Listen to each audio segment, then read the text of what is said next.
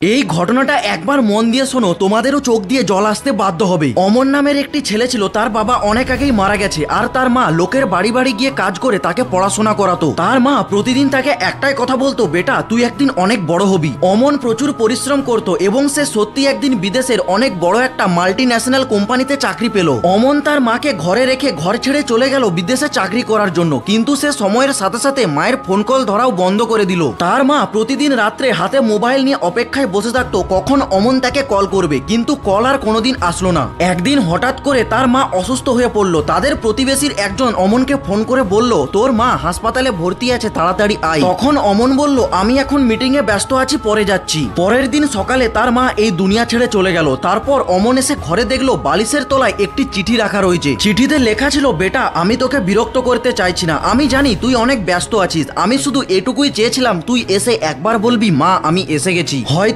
আমার সেই স্বপ্নটা অসম্পূর্ণই রয়ে গেল। তখন অমনের চোখ থেকে জল আসতে শুরু করলো, কিন্তু তখন অমনের আর কিছু করার ছিল না। এটা মনে রাখবে বন্ধুরা, দুনিয়ার সব জিনিসই তোমরা কিনতে পারবে, কিন্তু যদি মা একবার চলে যায় সেটা আর কখনোই ফিরিয়ে নিয়ে আসতে পারবে না। আর হ্যাঁ বন্ধুরা, সেলিব্রিটিদেরকে তো সবাই মিলিয়ন মিলিয়ন লাইক করে। আজকে দেখা যাক মা বাবার জন্য এই ভিডিওটাতে কজন লাইক করে।